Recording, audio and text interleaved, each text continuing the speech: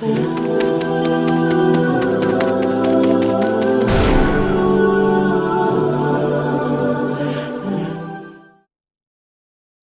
نا، آج تو لوگ بھول جاتے ہیں نا، کپڑے بدل لیتے ہیں تو وہ سمجھتے ہیں کہ شاید سارا کچھ ہی بدل گیا.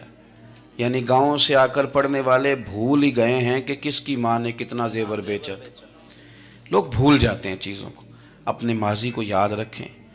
آپ لوگوں کے ساتھ پیار کریں، آپ لوگوں کو موقع دیں. آپ تھوڑی سی اور کوشش کریں اس شخص تک جانے کی جو آپ کو مایوس نظر آ رہا ہے، پریشان نظر آ رہا ہے. یہ ہمیں میلاد والے محبوب صلی اللہ علیہ وسلم نے درس دیا. ایک اور پہلو، حضور سید عالم صلی اللہ علیہ وسلم نے، ہمارے ہاں نا ابھی بھی برادری کی تقسیم ہے، ابھی بھی. اور کچھ میں نے ایسے کمزور لوگ بھی دیکھے، یہ اس طرح کی حرکتیں ہارے ہوئے لوگ کرتے ہیں. ہارے ہوئے لوگ جو اپنے آپ کو سمجھتے ہیں کہ میں کوئی بڑا آدمی ہوں. بڑا آدمی تو اپنے اخلاق سے ہوتا ہے، اپنے کردار سے ہوتا ہے، اپنی سخاوت سے ہوتا ہے، لوگوں سے پیار کرنے سے ہوتا ہے. باقی یہ کہ بیٹھ کے کہانی سنانا کہ میں بڑا کچھ کرتا ہوں، تو جو کچھ کرتا ہوتا ہے اسے سنانے کی کوئی ضرورت ہے. ایک اور بہت سارے لوگ آپ تعزیت کرنے جائیں نا والد کے انتقال کے بعد، تو ان بیچاروں کو بتانا پڑتا ہے کہ ابا جی میرے بغیر دوائی نہیں کھاتے تھے. تو میں کہتا ہوں اگر تیرے بغیر نہیں کھاتے تھے پھر بتانے کی ضرورت نہیں، پھر تو سارے گاؤں کو پتہ ہوگا کہ تیرے بغیر نہیں کھاتے تھے. اور اگر کوئی دال میں کالا ہے تو پھر تیری وضاحت کوئی بندہ قبول نہیں کرے گا. تو آپ کو بتانا کیوں پڑ رہا ہے؟ اور آپ بار بار اس بات کا ذکر کیوں کر رہے ہیں کہ ہم بہت بڑے قبیلے کے ہیں؟ صاحب اگر آپ بڑے قبیلے کے ہیں تو پتہ ہوگا سارے علاقے کو آپ کتنا لوگوں کا خیال کرتے ہیں، آپ کس قدر محبت کرتے ہیں، آپ کا انداز کریمانہ کس طرح کا. پھر آپ کو بتانے کی کوئی ضرورت نہیں ہوتی، پھر خود بخود خبر ہوتی ہے. حضرت سیدنا ابو ذر غفاری رضی اللہ تعالیٰ عنہ، قبیلہ بنو غفار ایک بڑی شاخ تھی قبیلوں میں سے. جو لوگ اس زمانے میں مالدار قبیلوں سے تعلق رکھتے تھے ان میں سے ایک بڑا نام تھا. ساری زندگی چودراہٹ کی، لیکن میلاد ایک انقلاب کا نام ہے. میں میلاد منانے والے دوستوں سے گزارش کرتا ہوں کہ آپ ہر سال میلاد منائیں، اور ہر سال میلاد کے بعد آپ تھوڑے بدل بھی جائیں، یعنی تھوڑے سے بدل جائیں. کچھ لوگ کہیں یار یہ داڑھی میں نے نا 12 ربیع الاول والے دن رکھی تھی، یہ میری میلاد والی داڑھی ہے. اور داڑھی رکھیں بھی نبی پاک کی مرضی کی. کس کی مرضی کی؟ نہ ناراض ہو جائے جی میں ٹور چلا بس. کس مرضی کی جی؟ اپنی مرضی کے نہیں. داڑھی کا وزن کو نہیں ہوتا کہ پوری مٹھی رکھیں گے تو آپ کو کوئی دقت ہوگی، کوئی وزن نہیں. پوری رکھیں، جو حضور کا طریقہ مبارکہ ہے جو ہمیں ملتا ہے اس پر آپ توجہ فرمائیں. تو میں جو بات عرض کرنے جا رہا ہوں وہ میلاد انقلاب ہے. حضور سید عالم صلی اللہ علیہ وسلم کی بارگاہ میں آنے سے پہلے لوگ کچھ اور ہوتے تھے، اور یہاں سے ہو کے جاتے تھے تو پھر ان میں تبدیلی آتی تھی.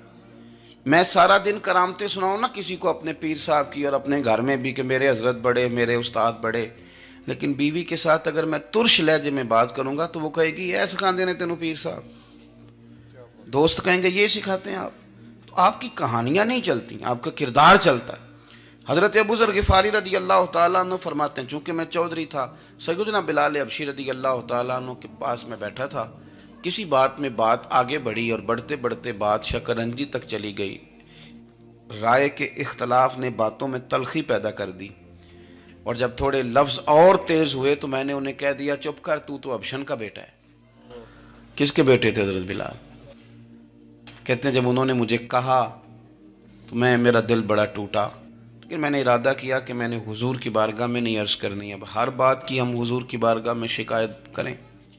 لیکن میں جا کے مسجد میں بیٹھا، اور جب سرکار آئے نا، ارادہ نہیں تھا کہ عرض کروں گا، لیکن حضور کا چہرہ دیکھا تو دکھ میرا خود ہی تازہ ہو گیا. رونے کا بھی تو تب ہی مزہ آتا ہے نا کوئی اپنا ملے تو.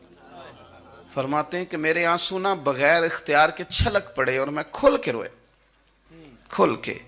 قربان جاؤں محبوب کے بھی حضور نے پاس نہیں بلایا، بلکہ نبی پاک اٹھ کے خود میرے پاس آئے اور مجھے کندھوں سے پکڑ کے سینے سے لگایا. اور جب میں کھل کے رو لیا تو حضور میرے آنسو پوچھنے لگے. کچھ شعر ایسے ہوتے ہیں جو کسی نے کہے ہوتے ہیں، اور کہنے والا جو ہوتا ہے وہ صاحب حال ہوتا ہے، تو اس میں کچھ خوبصورتی زیادہ ہی ہو جاتی ہے. ایک پنجابی کے شاعر ہمارے گجرات میں گزرے، بزرگ تھے، ان کا ایک شعر ہے، وہ کہتے ہیں ایک واری میری آنکھیاں چوں اونا نے اتھرو پونجے سن. ایک واری میریاں اکھیاں چوں اونا نے اتھرو پونجے سن ہن تے چسکا پہ گیا رونے دا. ایک واری میریاں اکھیاں چوں اونا نے اتھرو پونجے سن ہن تے چسکا پہ گیا رونے دا تے ہر ویلے آہو زاری دا. تو میں روز رونے لگا ہوں. مزہ ہی بڑا آیا ہے جب سے محبوب نے چپ کرانا شروع کیا میرے عزیز. اور پھر حضرت بلال حبشی رضی اللہ تعالیٰ عنہ چونکہ حضور کے غلام تھے اور انہیں پتہ تھا کہ سرکار میری ناز برداری کرتے ہیں. حضور نے چپ کرایا. فرمایا کیوں روتے ہو؟ تو عرض کرنے لگے یا رسول اللہ صلی اللہ علیہ وسلم اگر میں حبشن کا بیٹا ہوں تو میری تو غلطی کوئی نہیں نا. یہ تو تقسیم اللہ کی ہے نا. الذی خلقک فسواک فعدلک فی ای صورت ما شاء رکبک. جس طرح وہ چاہتا ہے جس کو چاہتا ہے اس طرح کی اس کی صورت بنا دیتا ہے. تو مجھے حبشن کا بیٹا کہا جاتا ہے, میری غلطی کیا ہے؟ حضرت بلال نے بھی نہیں بتایا کس نے کہا. لیکن نبی پاک صلی اللہ علیہ وسلم نے کیا فرمایا؟ امام یوسف صالحی نے لکھا ہے, ذرا غور کرنا بات پر. تسلیاں لوگ اور رنگ میں بھی دیتے ہیں پر یہ تسلی بڑی انوکھی ہے. حضور فرمانے لگے بلال اگر تو حبشن کا بیٹا ہے تو پریشان کیوں ہوتا ہے؟ کالے رنگ والی ماں کا بیٹا ہے تو پریشان کیوں ہوتا ہے اگر تیری والدہ کا رنگ کالا ہے تو؟ عرض کی حضور آپ کیا فرمانا چاہتے ہیں؟ تو سرکار فرمانے لگے میں دو ماؤں کا بیٹا ہوں, ایک جناب آمنہ جنہوں نے مجھے پیدا کیا اور ایک حضرت ام ایمن جنہوں نے میری پرورش کی, مجھے بڑا کیا. حضور فرمانے لگے میری ماں آمنہ کا رنگ گورا تھا اور میری ماں ام ایمن کا رنگ کالا ہے. تو فرمایا اگر تجھے کسی نے کالے رنگ والی ماں کا بیٹا کہا تو اسے کہہ دینا مدینے والی محبوب کے بھی تو ایک والدہ کا رنگ کالا ہے, تو کہہ دینا. حضرت بلال کہتے ہیں کہ وہ اس طرح کی تسلی تھی, طفل تسلیاں نہیں جس طرح کی ہمیں دی جاتی, وہ اس طرح کی خوبصورت تسلی تھی کہ اس کے بعد میرا دل ایسا ٹھنڈا ہوا, پھر کسی کا تانا تانا نہیں رہا, پھر کسی کی تکلیف نہیں رہی. رسول پاک صلی اللہ تعالیٰ علیہ وسلم نے یہ جو آج تقسیم ہے ہمارے ہاں اونچ نیچ کی, چھوٹے بڑے کی, ذات برادری کی, حضور فرماتے ہیں میں نے پاؤں کے نیچے رکھ کے کچل دی. اب اس کا کوئی سٹیٹس نہیں رہا, اب یہ کوئی معاملہ نہیں.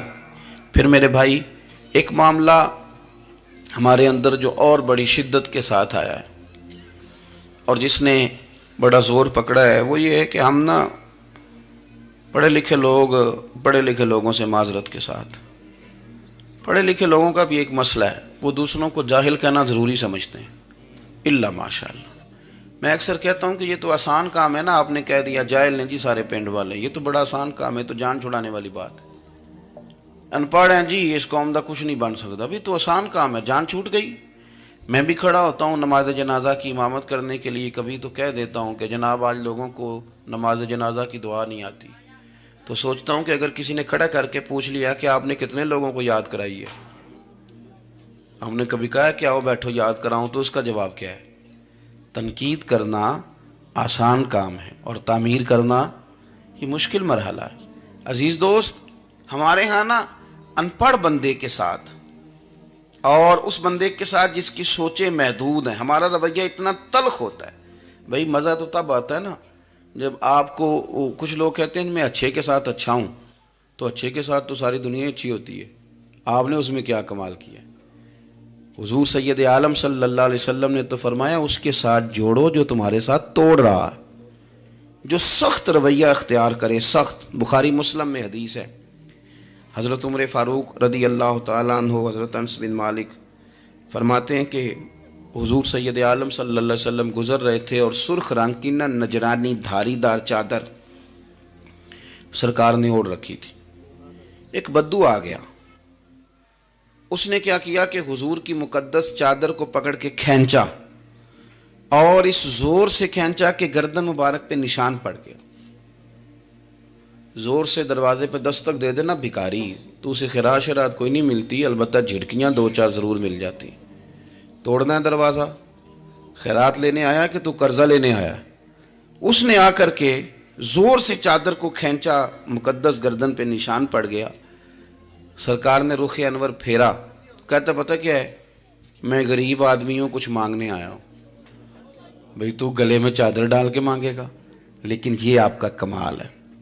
یہاں اب آپ کے علم کا, آپ کے حوصلے کا, ظرف کا پتہ چلتا ہے.